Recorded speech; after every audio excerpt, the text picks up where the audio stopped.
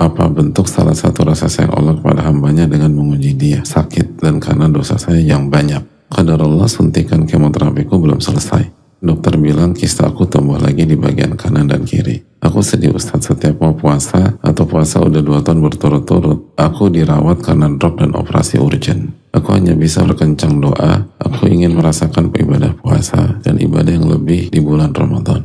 Aku merasakan sendiri besarnya pertolongan Allah melalui zikir dan membaca Al-Quran. Aku yakin pertolongan Allah Subhanahu wa Ta'ala. Ustadz, mohon doanya semoga Allah memberikan pertolongan, kekuatan, kesabaran, kesehatan. Allah jaga iman dan takwa, dan saya yakin pertolongan Allah juga. Jazakallahu khairan, barakallahu fikum.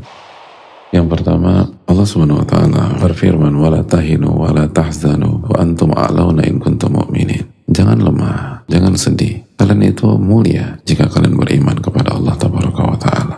Penanya sudah meyakini bahwa innallaha idza habba qauman ibtalahum. Allah kalau mencintai sebuah kaum, Allah akan uji kaum tersebut. Dan ini bentuk ujian Allah kepada beliau. Dan kerinduan untuk berpuasa dan beribadah di bulan Ramadan. Bahkan kerinduan itu sampai melahirkan kesedihan. Bismillah tidak akan sia-sia. Bukankah Allah Subhanahu wa Ta'ala memberikan pahala yang serupa kepada sebagian sahabat yang tidak punya uang sehingga tidak bisa ikut berangkat ke Tabuk bersama Nabi SAW. Lalu mereka melapor kepada Nabi SAW dan Nabi SAW ternyata nggak bisa bantu.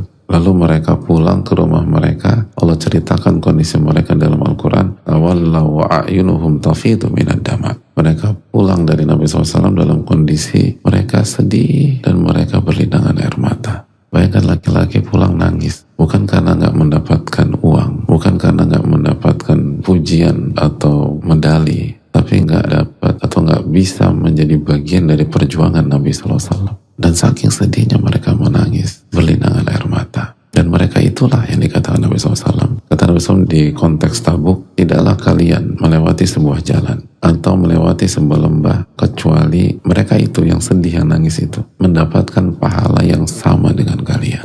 Karena mereka nggak bisa ikut serta disebabkan udzur syar'i, nggak punya uang. Dan sakit udzur syar'i, sakitnya penanya, yang membuat penanya tidak bisa puasa atau tidak bisa maksimal tarawih atau tidak bisa i'tikaf atau tidak bisa menghabiskan mayoritas malam atau begadang untuk cari Lailatul Qadar. Itu udzur syar'i. Dan kondisi seperti itu kalau dijalani dengan niat yang ikhlas, rasa rindu, dan melahirkan kesedihan karena tidak bisa maksimal ibadah, maka membuat penanya mendapatkan pahala tersebut. Seperti orang yang puasa full, seperti orang yang tarawih, seperti orang yang tahari atau mencari Lailatul Qadar, seperti orang yang qiyamul lail di mayoritas malam, dapat pahala. Tanya absyiri, bergembiralah penanya, bahwa jika itu kondisi hati kita, maka 2 tahun berturut-turut tidak sia-sia. Dan kalau kejadian lagi di tahun ini menjadi 3 tahun, maka itu hanya menambah pahala bagi penanya. Lalu yang berikutnya, penanya ingin merasakan ibadah lebih di bulan Ramadan. Kalau ini terjadi, Allah kasih ibadah itu bernama sabar.